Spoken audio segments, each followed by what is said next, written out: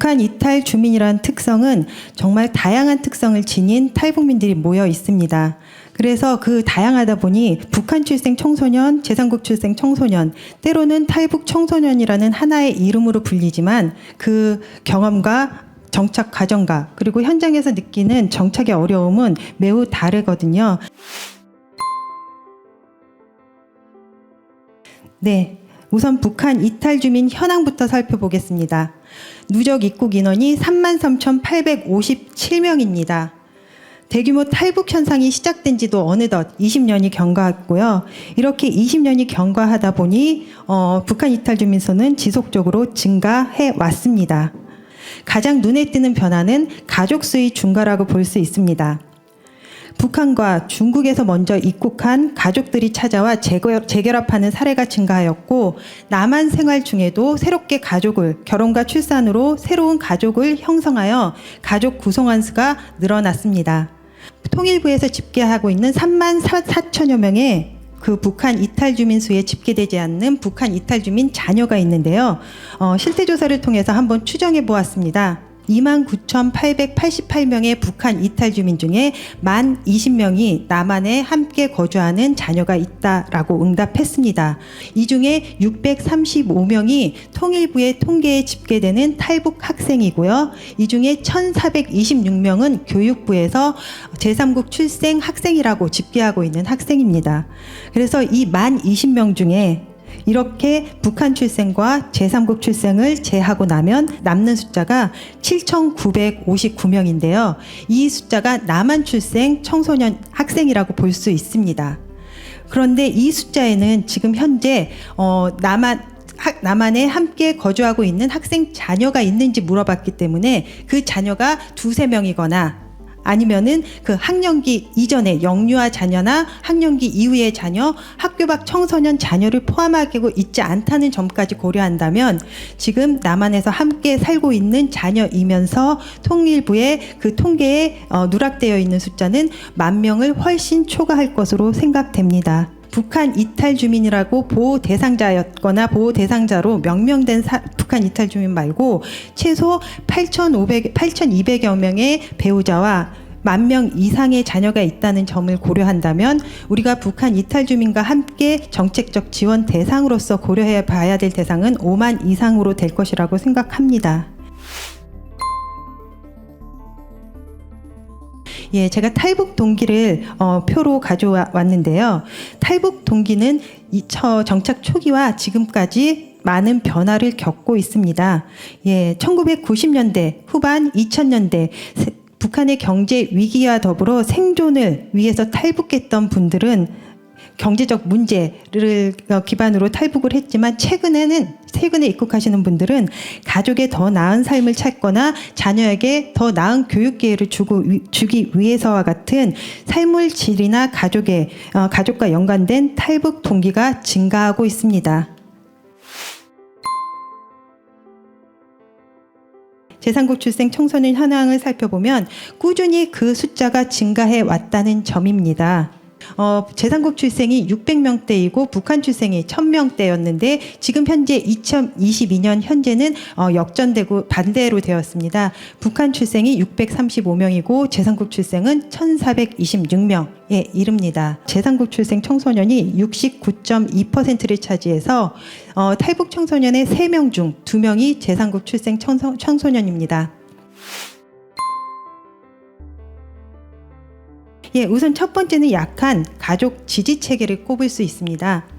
가족 관계나 가족 지지 체계는 정신 건강과 적응에 중요한 영향을 미칩니다. 그러나 가족은 북한 이탈 주민에게 양가적인 의미를 지니게 되는데요. 가족이 한국 생활에서 느끼게 되는 고립감이나 외로움을 줄여주고 초기 정착 과정에 의지가 되는 존재이기도 합니다. 그러나 가족이 정서적, 심리적으로 어려움을 야기하는 측면도 있습니다.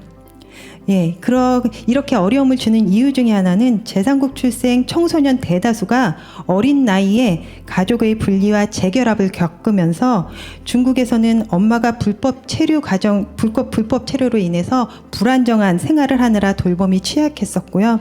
그리고 한국에 입국 후에는 엄마가 우울증이나 정신적 스트레스 속에서 생계까지 책임져야 하면서 또 돌봄이 취약할 수밖에 없습니다.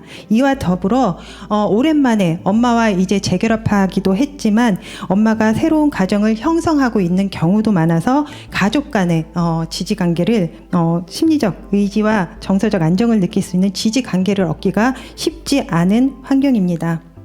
네, 다음은 언어와 문화 차이, 가장 많이 어려움을 겪고 있는 부분이기도 합니다.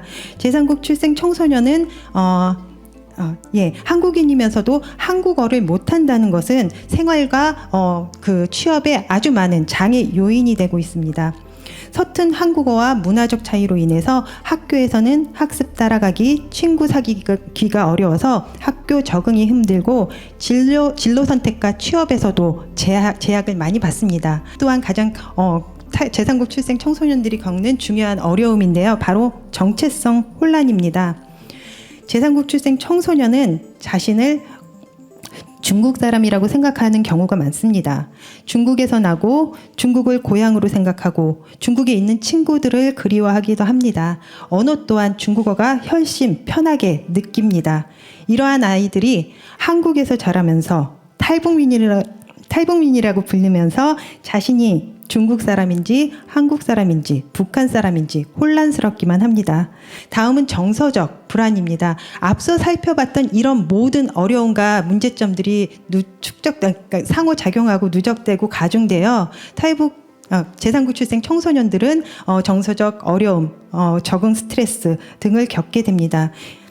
네, 마지막으로는 미흡한 지원이라고 볼 수 있는데요. 이렇듯 제3국 출생 청소년들이 겪고 있는 어려움은 복합적이고 매우 그 정도가 심할 수 있는데 제3국 출생 청소년을 위해서 특화되거나 맞춤형 지원이 이루어지는 것은 그렇게 잘 갖춰져 있지 않습니다.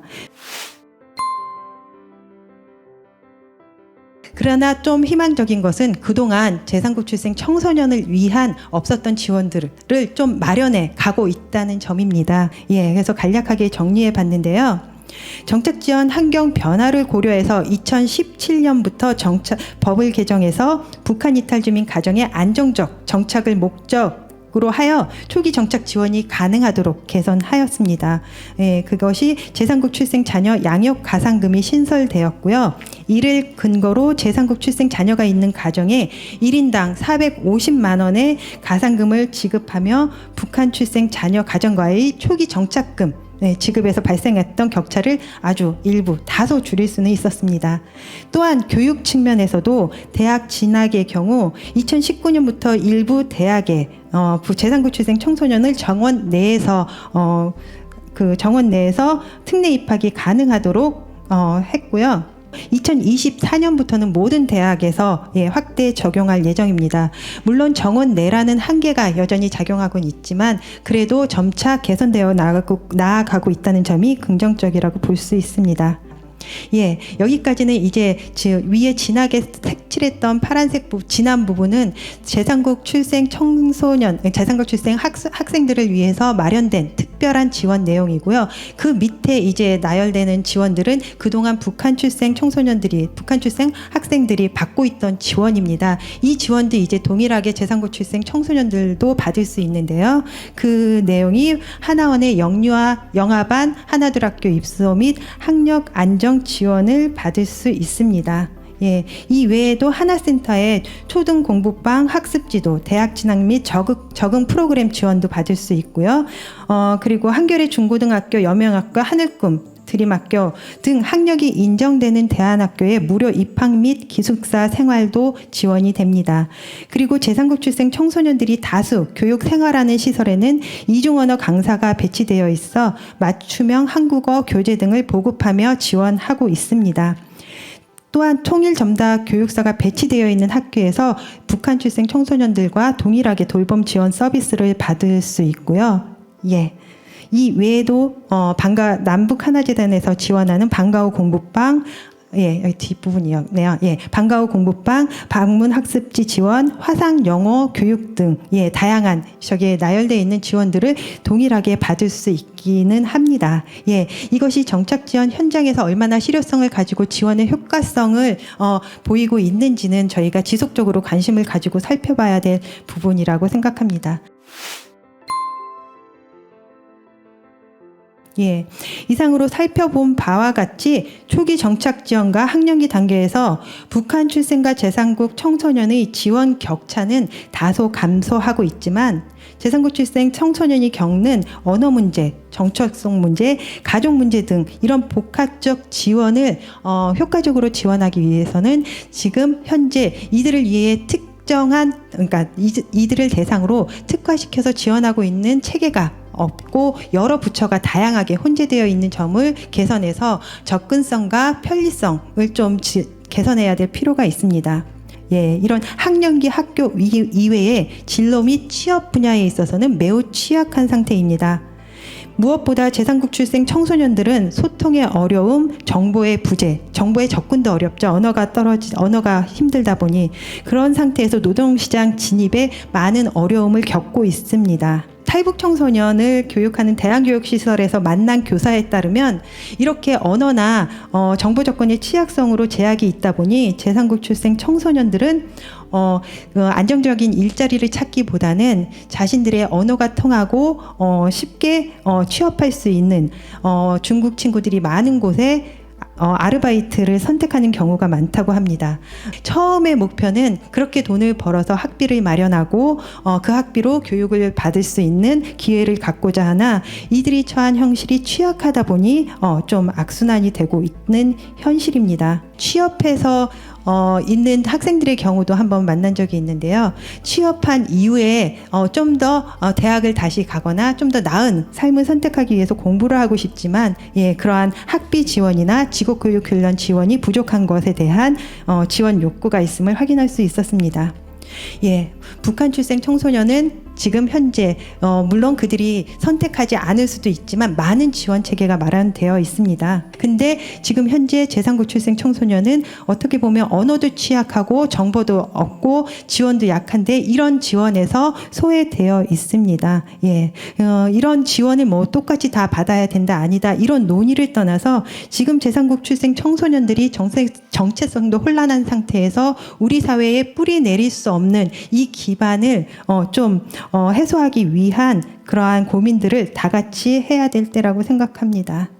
교육 분야에 있어서도 지금 등록금 중에 대학 입학금만 지원하고 있는데요. 제3국 출생 청소년들의 많은 이야기 중에 하나가 이런 교육 기회의 확대보다는 대학에 들어갔을 때 안정적으로 교육받을 수 있는 그런 지원이 좀 마련되었으면 좋겠다라는 점에도 귀 기울였으면 합니다.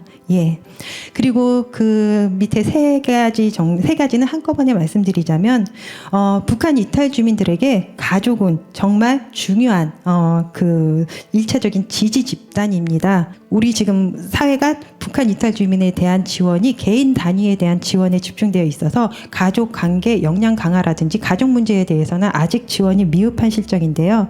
제3국 출생 청소년 가정의 이런 가족의 문제에 대해 지원에 대해 한번 고민해 봐야 될 때라고 생각합니다. 북한 이탈 주민 가족 내의 문제만이 아니라 북한 이탈 주민 가족들이 고립되지 않도록 생활 기반으로 중심으로 가족과 가족을 연결하고 따뜻한 이웃으로 자리매김할수록 정착 지원의 방향성을 고민해 봐야 된다고 생각합니다. 마지막으로 제3국 출생 청소년을 비롯한 북한 이탈 주민과 이주 배경 청소년, 난민 청소년들의 안정적인 정착을 위해서는 무엇보다 우리 사회의 포용성과 수용성이 제고되어야 한다는 점을 말씀드리며 발표를 마치도록 하겠습니다. 감사합니다.